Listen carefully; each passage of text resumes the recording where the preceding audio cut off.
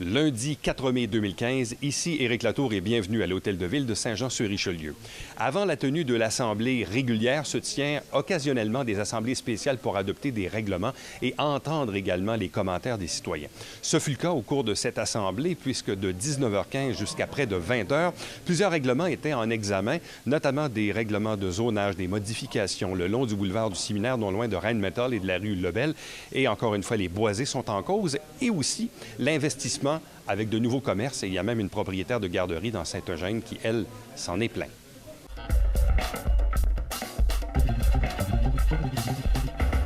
Si vous permettez, dans la proposition avec laquelle le Conseil a procédé à la consultation, je demande pardon, la voyez pas.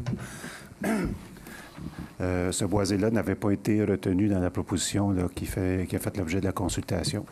C'est un boisé qui se retrouve en zone industrielle. Okay. Bon. Alors, regardez... Si vous permettez, M. Desroches, c'est un fait que c'est un boisé sur lequel la Ville n'a pas voulu discuter, mais c'est pas parce que la Ville n'a pas voulu en discuter qu'il ne revêt pas une certaine importance. Et à ce que je sache, tant et aussi longtemps que la Ville n'a pas fait adopter sa proposition, il existe présentement un moratoire concernant les boisés. Il me semble que par souci de cohérence, on devrait attendre de voir quelle sera la ligne qu'adoptera la Ville dans le dossier des boisés afin de procéder à des modifications de règlement de zonage qui touchent des boisés, qu'ils soient en zone industrielle, commerciale ou résidentielle. Exactement. Peu importe le zonage, le Conseil ira se prononcer sur le boisé, qu'il soit industriel, commercial ou résidentiel. Présentement, il est commercial, mais l'enjeu, c'est pas le boisé, c'est l'usage des terrains présentement. Et le Conseil aura à se prononcer sur les boisés, effectivement. Mais le zonage n'est pas un enjeu en soi. Il me semble que dans les circonstances, les citoyens, il y aurait une certaine retenue qui devrait être faite par la Ville par rapport à ce dossier-là. Il devrait être remis dans le cadre d'une autre consultation de façon à permettre aux gens d'avoir toute l'information relativement à ce secteur.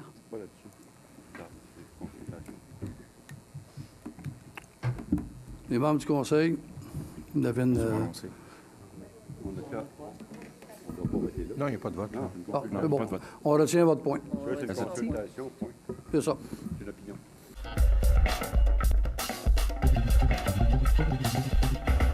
Bonsoir, M. le maire. Juste une petite question. Qu'est-ce qui justifie ce changement de zonage-là? Est-ce qu'il y a un projet? Qu'est-ce qui est derrière? On ne fait pas un changement de zonage pour le plaisir. C'est quoi la demande qui est derrière ça? Il doit falloir que je m'adresse à l'urbaniste. Il y a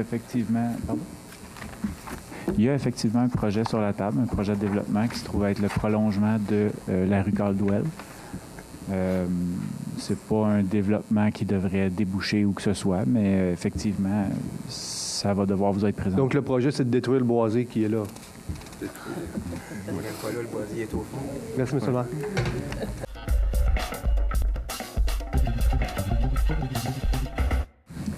En fait, dans le but de mieux comprendre, j'ai tenté d'aller sur le site de la Ville pour consulter le plan que vous nous avez déposé ce soir à l'appui du règlement, et ça sans succès. Alors, je trouvais ça dommage qu'on ait une consultation publique ce soir relativement à un règlement et pour lequel on n'arrivait pas à avoir l'information en ligne. Alors, ça serait comme le minimum si on souhaite que le public participe. Et ça serait minimalement, on devrait avoir l'information avant la tenue de la consultation publique.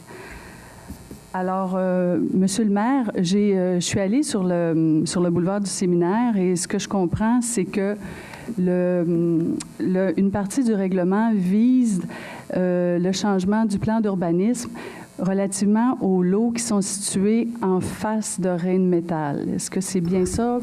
Juste... Tout à fait. Ça fait longtemps que les citoyens de ce secteur-là n'ont pas vraiment de service de proximité. Et comme la Ville, les citoyens doivent avoir tout à part égal. Donc, effectivement, c'est ce secteur-là. Si je peux ajouter, M. le maire, c'est pas tout à fait en face. C'est de l'autre côté. Oui, c'est c'est plus vers le nord. Oui. Là. Plus vers, en s'en allant vers Vanier.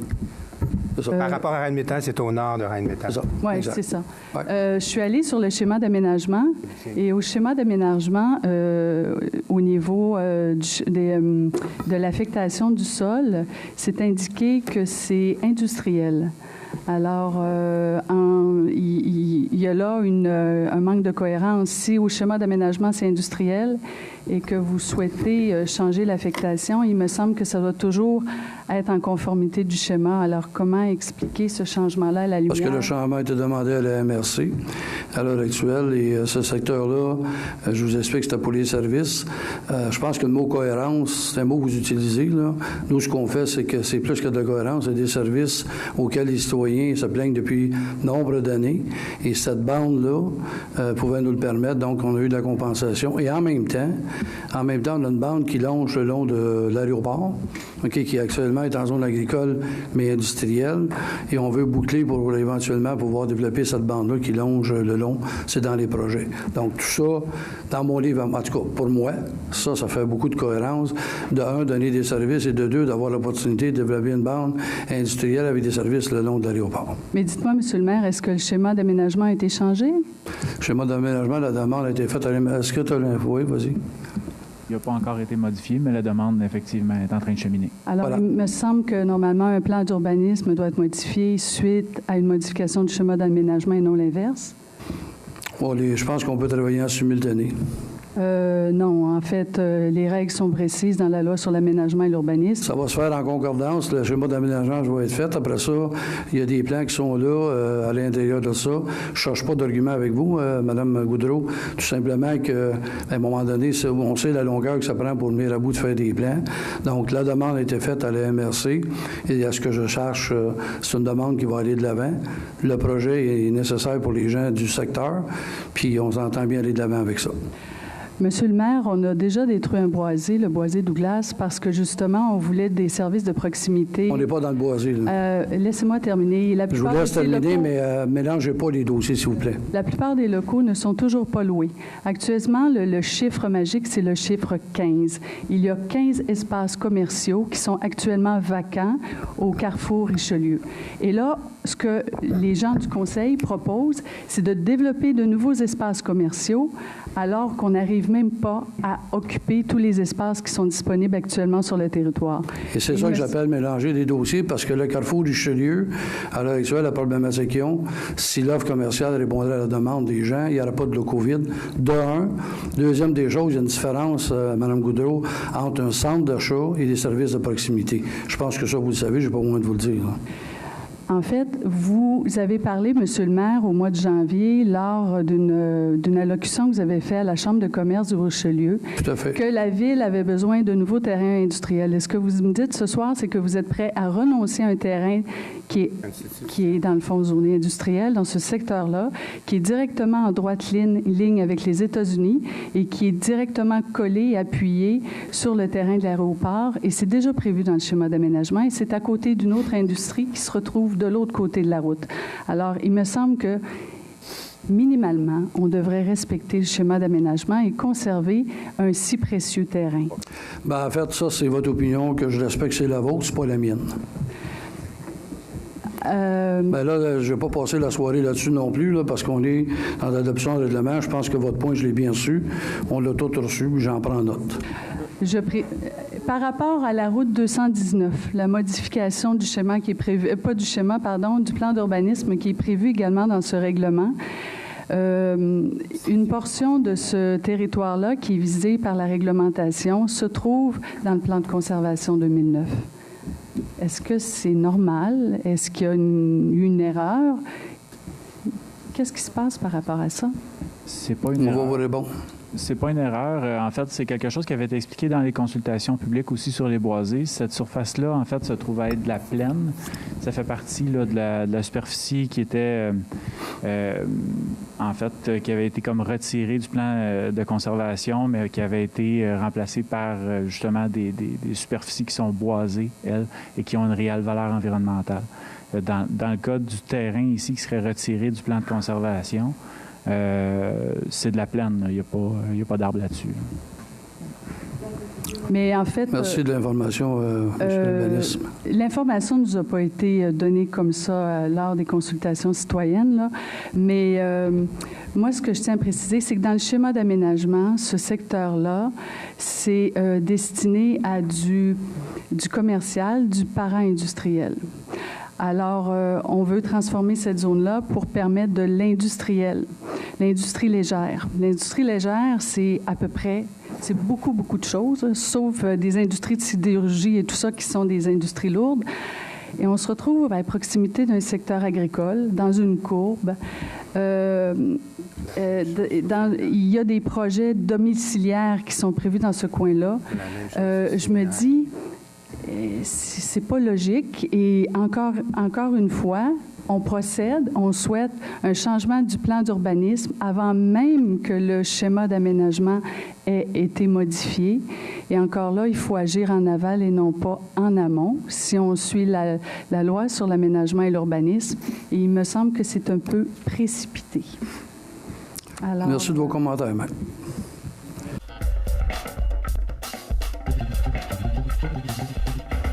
Oui, bonsoir. Maxime Tremblay.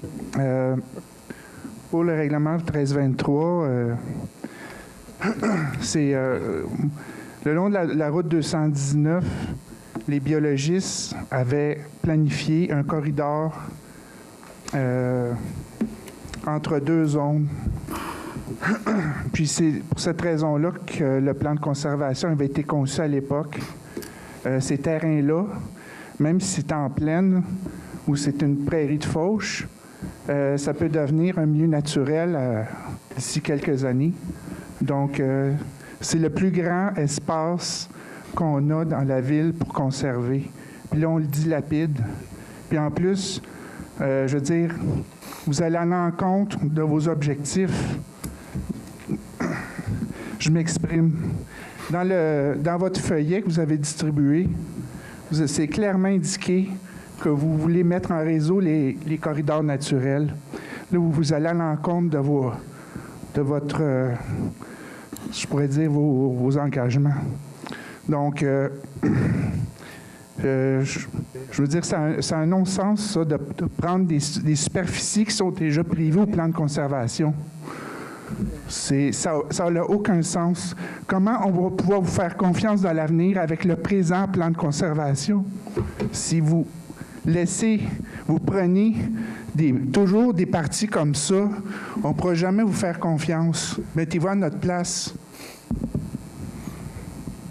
C'est inacceptable. Je pense que, M. Durbanis, pourriez-vous répéter l'explication que vous avez donnée? Oui, bien en Parce fait... que, à moins que ça ait été mal saisi, il me semble que j'ai pas compris tout à fait la même chose, mais juste pour être sûr que je comprends bien. C'est ça, c'est tout simplement que dans la nouvelle proposition qui avait été faite pour le plan de conservation, il y avait des choix qui avaient été faits. On avait retiré certains espaces, en fait, ces espaces-là, parce qu'on estimait qu'il y avait une valeur naturelle, une valeur environnementale moins élevée.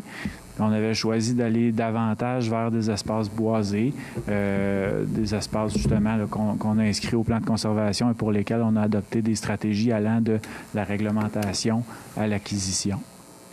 Est-ce qu'il y a eu compensation dans cette partie-là en surface boisée de plus d'intérêt? Exact. C'est ça qu'il y a eu?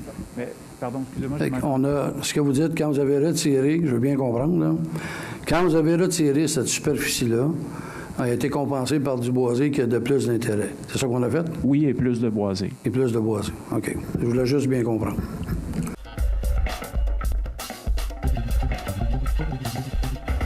Bonsoir. Moi, je suis la rue des Moissons, Saint-Jean-sur-Richelieu, secteur l'Acadie. Le premier aspect que je veux amener, c'est ma préoccupation de ce nouveau projet de règlement. Comme certains l'ont mentionné, moi, j'ai appris ce week-end qu'il y avait une planification de développer et à un niveau industriel cette zone-là de la 219. Moi, je suis à l'entrée du Clocher sur la rue des Moissons. Clairement, c'est une zone résidentielle jusqu'au village. Ça ne correspond pas du tout, je considère, à l'environnement de cette région qui est, je considère exceptionnel à l'Acadie, même à Saint-Jean. Les gens sont venus s'établir pour le calme, pour les champs, pour la qualité des arbres qui ont en majorité 30 ans et plus. Pour cette raison, moi, je demanderais aussi un report. J'ai eu quelques conversations avec des gens sur ma rue qui étaient aussi estomaqués que moi d'entendre qu'il y avait des projets de commercial ou même au niveau industriel, usine, du côté de 219. Puis dans les derniers jours, j'ai cru voir aussi du côté opposé, du côté nord de 219, un nouvel écriteau qui est vente de terrain zoné commercial. Alors qu'il y a quelques mois, je ne me trompe pas, c'était juste des lots pour des bâtiments au niveau d'immeubles. Pour ces raisons-là, moi, j'ai une préoccupation que je crois qu'il y a d'autres personnes qui seraient intéressées à en savoir plus sur la situation et venir communiquer la situation, communiquer leurs préoccupations sur ce secteur-là de l'Acadie. Merci.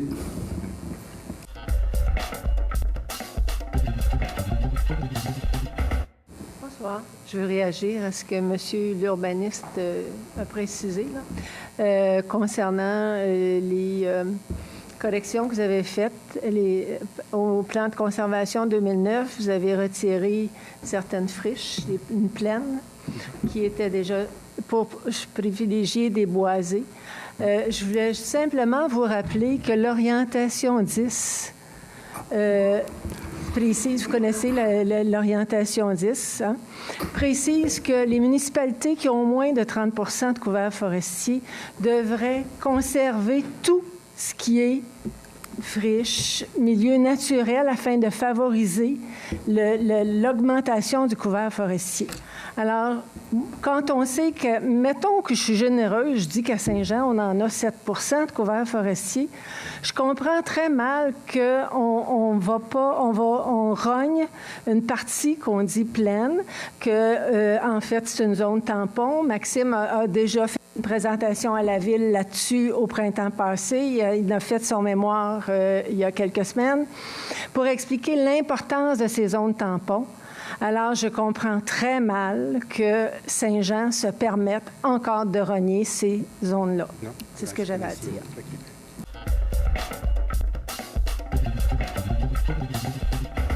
Bonsoir, M. le maire, Alain Laplante, 76 de Musset. Un peu dans le même sens de Mme Terrien, je voudrais réagir aux propos de notre représentant du service d'urbanisme et de vos propos, M. le maire, où on raisonne encore dans la logique qu'on laisse tomber certaines parties du territoire qui ont moins de valeur écologique pour d'autres parties qui ont plus de valeur écologique.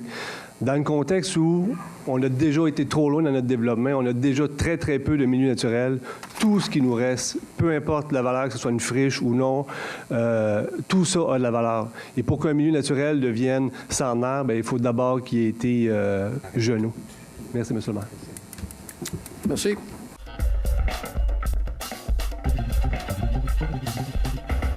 Bonsoir, M. le maire. Je suis Alain Saint-Martin de la rue Lebel. Simplement, une petite clarification concernant la zone I-1427. Je sais que sur le papier, ça a l'air d'être seulement qu'un lopin, mais pour tous ceux qui sont dans ce coin-là, dans notre tête, c'est comme deux sections, puisqu'il y a une grosse coulée, il y a un ruisseau qui part de l'aéroport et qui se rend. Donc, l'inquiétude se fait autour de la rue Frenette puis de la rue Lebel. La partie ouest de la rue Lebel et la partie sud de la rue Frenette. Ça ne change pas de vocation, si je comprends bien. Non, exact. Vous l'avez là... C'est l'autre côté du ruisseau. Exactement. C'est de l'autre côté du ruisseau de Jackwood. Ce que j'aimerais savoir, parce que si je me fie au plan d'urbanisme de la Ville qu'il y a sur le site, à une certaine page, c'est zoné industriel aéroportuaire, et à la page 43, c'est zoné parc, cette section-là. Qui dit vrai? Bien, la portion... Pardon? La portion parc, elle est dans le prolongement de la rue Lebel. C'est l'espèce de carré que vous voyez au nord du projet. Et donc, c'est une zone qui se trouve être protégée dans ce projet-là. Et les cours d'eau dont vous me parlez ne sont pas visés. Bien clôturer le projet commercial. C'est ça. Bon, c'était ma question. Merci. Merci.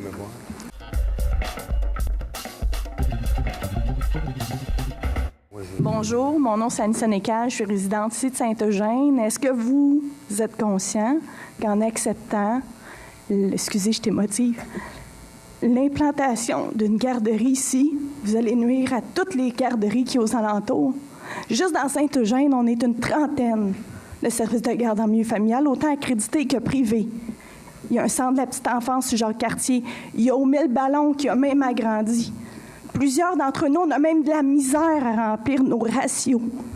Vous acceptez ça, c'est d'accepter la perte de nos milieux. J'espère que vous êtes conscient de ça. Parce que ce que vous allez faire, c'est mettre un clou dans notre cercueil. Ben là, parce que présentement, là, la demande, l'offre est plus importante que la demande sur tout le territoire de Saint-Jean. Avant d'accepter ça, faites donc une étude de besoin, parce qu'il n'y en a pas présentement. Vous allez accepter ça, oui, va être payé en taxes, mais on en paye toutes des taxes, nous autres, les milieux familiales dans Saint-Eugène. J'espère que vous êtes conscients de ça, puis vous allez bien dormir la nuit, parce que là, vous allez causer la fermeture de dizaines de milieux familiales.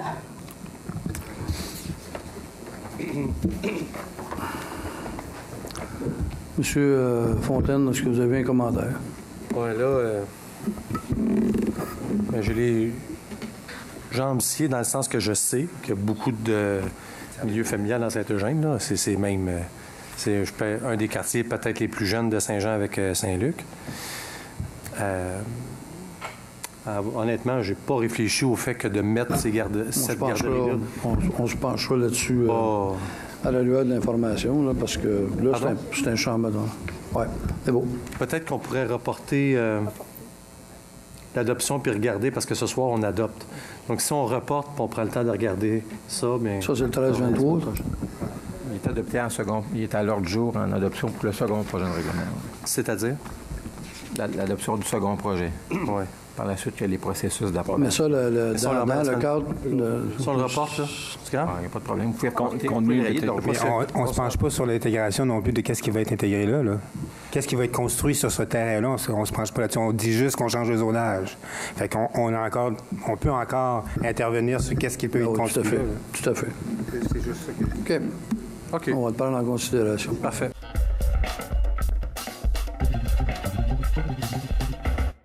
Bonsoir, vous connaissez tout mon nom. Mon nom, c'est Michael Dupont.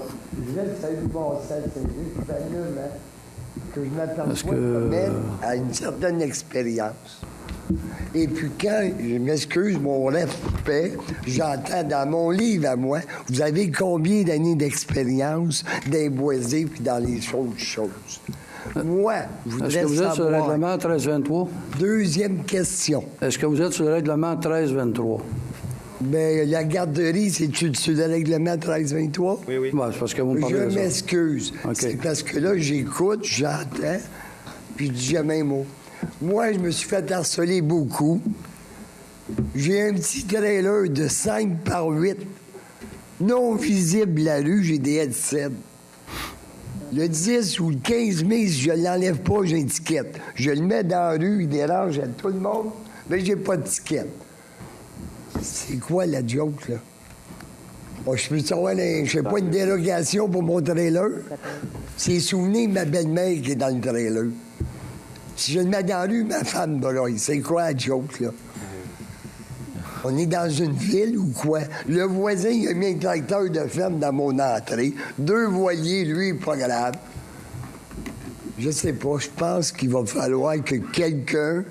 Puis à soir, j'ai bien aimé vous impliquer tous les conseillers. C'est pas juste venir au conseil, comme j'ai reçu un papier. Je vous remercie, puis une bonne soirée. Merci.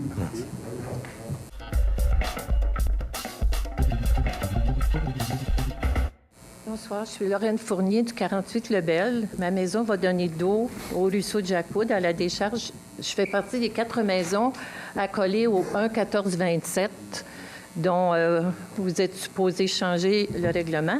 Donc, j'aimerais savoir, nous autres, qu'est-ce qui va advenir là, de notre partie ruisseau, puis comment vous allez organiser ça si vous changez tout ça pour des stations-service, des garderies, etc. On va vous répondre avec mon spécialiste de l'urbanisme. Bien sûr. En fait, le fossé de Jackwood, c'est un cours d'eau qui est enregistré. C'est un cours d'eau avec une bande de protection riveraine. Donc, c'est sûr qu'il y a un relevé de ce cours d'eau-là qui est fait et le projet n'implique en rien le déplacement de ce cours d'eau-là. C'est-à-dire le projet de règlement, il n'y a rien sur la table de ce côté-là. Le fossé demeure à l'endroit où il est et il y a une bande de protection là, de part et d'autre qui est observée, qui demeure inchangée. Qui va s'étirer sur combien de mètres? Un boisé, des mulons? C'est 10 mètres à partir du haut du talus. Donc, il n'y a rien de pensé pour nous qui allons les 4 maisons là, directement dans une zone commerciale maintenant. Bien, c'est-à-dire que là, est-ce que nous, on va exiger des plantations le long de tout ça? Il faudra qu'on reçoive les aménagements. D'ailleurs, ce secteur-là fera partie là, d'une demande en PIA. Donc, l'aménagement comme tel devra être évalué sur une base qualitative. Donc, ça, ce sont des éléments qui viendront un peu plus tard dans le dossier. Mais effectivement, je réitère qu'il y a une bande de 10 mètres de protection. Ensuite, il y a le fossé. Puis ensuite, on est chez vous. Et vous allez nous tenir petit peu au courant de ce que vous allez faire? Une demande de PIA, en fait, c'est un mécanisme qui prévoit que lorsque le permis est demandé, le projet doit être présenté. Il y a beaucoup d'éléments qui vont être exigés au niveau de la représentation graphique et la décision doit être rendue au conseil publiquement avant que le permis soit émis. Donc, vous allez le voir passer. Il va vous être présenté sur écran comme ça, puis vous serez à même de faire vos commentaires. Parfait. Merci beaucoup. Merci.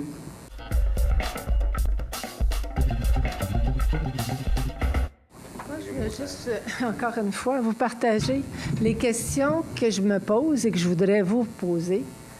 Quand je regarde des projets de règlement, des règlements comme ça, où on prend une zone qui est déjà identifiée industrielle pour la changer en zone commerciale, puis que d'autre part, on prend une autre zone qui est une zone tampon à l'agriculture, puis on dit on va la placer industrielle. Moi, honnêtement, là, je suis pas une urbaniste, mais comme citoyenne, je me dis, ben coudonc, à qui est-ce que ça profite? À qui ça va rapporter ces changements-là, de prendre la zone industrielle-là, la placer là, où il y a des boisés, alors où elle est là, il n'y en a pas de boisés. Il n'y a pas de boisés. Elle est à côté de l'aéroport et plus proche des États-Unis. Il y a déjà Rheinmetall qui est installé là. C'est une zone industrielle, donc ça peut faire, dans la logique, un développement autour. Alors, je me dis, à qui ça profite de changer ça pour faire une zone commerciale là, puis prendre la zone industrielle, puis déplacer ça à l'autre bout, tout près d'une zone agricole, tout près de beaucoup de boisés qui sont dans le plan de conservation pour lequel la Ville a projet de faire une réserve privée. Je me dis, je ne comprends pas la logique et à ce moment-là, je me dis, à qui est-ce que ça rapporte ces changements-là? Qui va payer le prix? Qui va payer le prix? J'ai déjà la réponse parce que j'ai entendu les gens ici. Je me dis, oui, ce sont eux qui vont payer le prix. À qui ça rapporte? Madame, je vous laisse me répondre. Pardon? C'est industriel, c'est une industrie qui serait installée là, ça aurait fait quoi? La même chose, ces gens-là auraient subi le même prix. Oui, sauf que du commerce, monsieur, on n'en a pas besoin dans Saint-Jean. Si on établit encore du commerce là, on va faire mourir le commerce local. Il y a déjà... Promenez-vous dans Saint-Jean, vous allez voir comment est-ce que c'est les commerces. La rue Saint-Jacques, la rue Douglas au coin de la 104, le Pierre-Caisse, promenez-vous partout, allez voir que les commerces sont vides. Puis là, on va vouloir construire, c'est à peu près dans la même logique que de vouloir développer, développer dans les boisés, alors qu'il y a des surplus de maisons et que nos maisons, la valeur de nos maisons est en chute en ce moment. C'est dans la même logique. Excusez-moi, je ne partage pas votre logique.